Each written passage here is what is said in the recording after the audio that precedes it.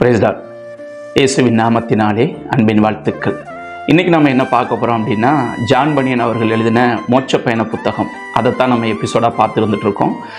First intro கொடுத்தோம். அடுத்தது பகுதி 1, அதாவது கிறிஸ்தியானின் பயணம் ஆரம்பம் அப்படின்னு சொல்லி அந்த எபிசோடை நம்ம பார்த்தோம். அதை நாங்கள் டிஸ்கிரிப்ஷனில் லிங்க் கொடுக்குறோம்.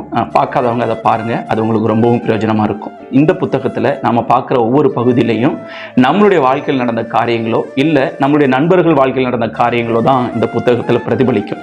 ஏன்னா நான் அப்படி தான் உணர்கிறேன். ஏன் அப்படின்னா, ரசிக்கப்படுறதுக்கு முன்னாடி நிறைய ஃப்ரெண்ட்ஸ் இருப்பாங்க, இல்லை ரொம்ப பெஸ்ட்டு ஃப்ரெண்டோட நம்ம அதிக நேரம் ஸ்பெண்ட் பண்ணியிருப்போம். அப்படி 2 பேராக சுற்றிட்டு இருக்கப்போ ஒருத்தர் மட்டும் இயேசுவோட சுவிசேஷத்தை ஏற்றுக்கிட்டு ரட்சிப்புக்குள்ளே வந்ததுக்கப்புறம் அந்த ஃப்ரெண்ட்ஸ் என்னெல்லாம் பண்ணுவாங்கங்கிறது உங்களுக்கே தெரியும். கிண்டல் பண்ணுவாங்க. என்னடா என் கூடயே இருந்து இப்படி விட்டுட்டு போயிட்ட, அவன் சொன்னால் நீ கேட்டுருவியா, ஏன் என்னை விட்டு போனேன் அப்படின்னு சொல்லி நிறைய காரியங்கள் கான்வர்சேஷன்லாம் நடந்திருக்கலாம். ஏன்னா என் வாழ்க்கையில் அதான் நடந்துச்சு. நல்லா குரூப்பாக சுற்றிட்டு இருந்த வரைக்கும் சந்தோஷமாக அப்படியே எந்த கவலையும் இல்லாமல் அப்படியே சுற்றிட்டு இருந்தோம். எல்லாத்தையும் ஷேர் பண்ணிகிட்டு இருந்தோம்.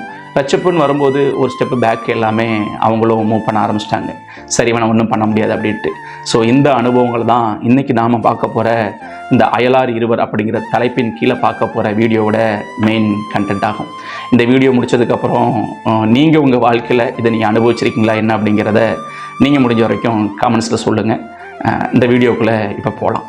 நித்திய ஜீவன் நித்திய ஜீவன் என்று கத்தியபடி ஓடிக்கொண்டிருந்த கிறிஸ்தியானை பார்த்த ஊரார் கூடி வந்தார்கள். சிலர் அவனை கேலி செய்தனர், சிலர் இவனுக்கு பைத்தியம் பிடித்துவிட்டது என்று திட்டினார்கள். அவர்களில் பிடிவாதக்காரன் விட்டு கொடுப்பவன் என்ற பெயருடைய இருவர் மட்டும் அவனை எப்படியாவது திரும்ப கூட்டிக் கொண்டு வருவோம் என்று சபதம் செய்துவிட்டு புறப்பட்டார்கள். அவர்கள் இருவரும் வெகு வேகமாய் ஓடி கிறிஸ்தியானை வழிமறித்தார்கள். ஏனப்பா இப்படி வழிமறிக்கிறீர்கள் என்று கிறிஸ்தியான் அவர்களிடம் கேட்டான். உன்னை திரும்பவும் ஊருக்கு கூட்டி செல்லத்தான் வந்தோம், வா எங்களோடு என்று அவர்கள் அவனை கட்டாயப்படுத்தினார்கள். ஆனால் கிறிஸ்தியானோ அது மட்டும் முடியவே முடியாது என்று மறுத்துவிட்டான். மறுத்தது மட்டுமல்லாது, நீங்களும் இந்த அழியும் நகரத்தை விட்டு என்னோடு வந்து குறுகிய வாசலை அடைந்து தப்பித்துக் கொள்ளுங்கள் என்று ஆலோசனை கூறினான். என்ன சொல்லுகிறாய்? குடும்பத்தையும் உறவினர்களையும் மற்றும் எல்லா வசதிகளையும் விட்டுவிட்டு எங்கே வரச் சொல்லுகிறாய் என்று கேட்டான் பிடிவாதக்காரன். என்றுமே அழியாததும் குறைவற்றதும் நித்தியமானதுமே நான் கூறும் அந்த பாக்கியம்,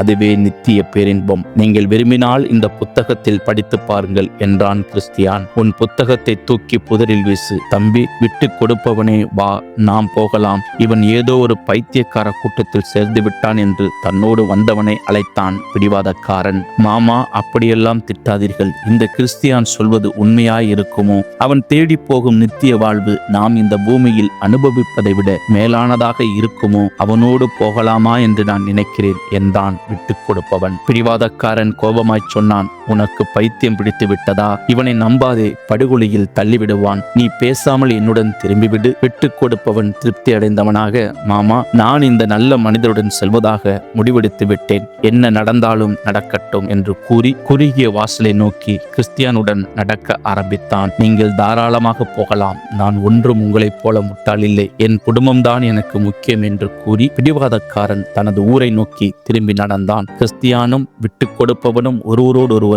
உரையாடியபடியே வேகமாக செல்வதை நான் என் கனவிலே கண்டேன். தம்பி, விட்டு கொடுப்பவனே, நீ என்னுடன் வருவது எனக்கு எவ்வளவு மகிழ்ச்சியாக இருக்கிறது தெரியுமா? பிடிவாதக்காரனுக்கு வரப்போகும் அழிவை பற்றி ஒன்றுமே தெரியவில்லை. தெரிந்திருந்தால் இவ்வாறு நம்மை விட்டு போயிருக்க மாட்டான் என்றான் கிறிஸ்தியான். நாம் போகும் இடத்தின் மேன்மை பற்றி எனக்கு சொல்லும் என்று விட்டு கொடுப்பவன் கேட்டான். அந்த பாக்கியங்களை பற்றி இந்த புத்தகத்தில் எழுதியுள்ளவற்றை நான் வாசிக்கிறேன் என்று உற்சாகமாய் கூறியபடி வாசிக்க ஆரம்பித்தான் கிறிஸ்தியான். அங்கே அழிவில்லாத ஓர் அரசு இருக்கிறது. அதில் வாசிப்பதற்கேற்றபடி நாமும் முடிவற்ற நித்திய ஜீவனை பெறுவோம். அங்கே கேருபீன்களோடும் சேராபீன்களோடும் சேர்ந்து உலாவுவோம். நமக்கு முன்னே அங்கே சென்றடைந்துள்ள லட்சக்கணக்கான ஆத்துமாக்களையும் நாம் காணலாம். அங்கே அவர்கள் ஆண்டவருக்கு முன்பாக நடந்து அவரை முகமுகமாய் தரிசித்து நித்திய காலமாய் வாழுவார்கள். அந்த நாட்டு அதிபதியின் மீது பற்றுறுதி கொண்டதின் காரணமாக வதைக்கப்பட்டவர்களையும் வெட்டி போடப்பட்டவர்களையும் மிருகங்களுக்கு இரையாக்கப்பட்டவர்களையும் கடலில் தூக்கி எறியப்பட்டவர்களையும் அங்கே காணலாம். அவர்கள் நித்திய ஜீவன் என்னும் அங்கியை அணிந்தவர்களாக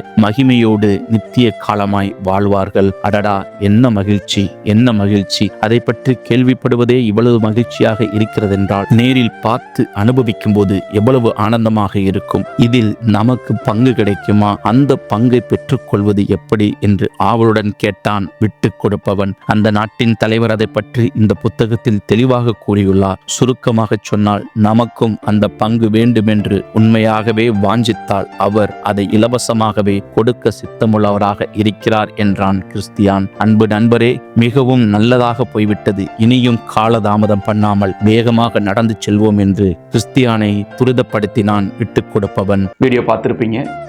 எத்தனை பேருக்கு இந்த அனுபவம் இருக்குது அப்படின்னு எனக்கு தெரில. ஏன்னா இந்த புத்தகம் அப்படி தான் நம்ம இனி அடுத்து போகிற ஒவ்வொரு பகுதியிலையும் நம்மளோட பேசிக்கிட்டே இருக்கும். காரணம் என்ன அப்படின்னா, இந்த உலகத்தில் நீங்கள் தனியாக இருக்கிற வரைக்கும் நிறைய பேர் வந்து உங்கள் கூட நிற்பாங்க. ஆனால் கடவுள் அப்படின்னு போயிட்டா அவங்க கூட யாருமே இருக்க மாட்டாங்க. அதுக்கப்புறம் இயேசு மட்டும்தான். அதனால் இது கொஞ்சம் கடினமான பயணம் தான். ஆனால் முன்னாடி நிற்கிறது இயேசு, என்னை நடத்துகிற ஒரு இயேசு அப்படின்னு நினச்சிட்டோம் அப்படின்னம்னா இந்த பயணம் பெருசாக தெரியாது. இன்னும் எங்களோட ட்ராவல் பண்ணுங்கள்.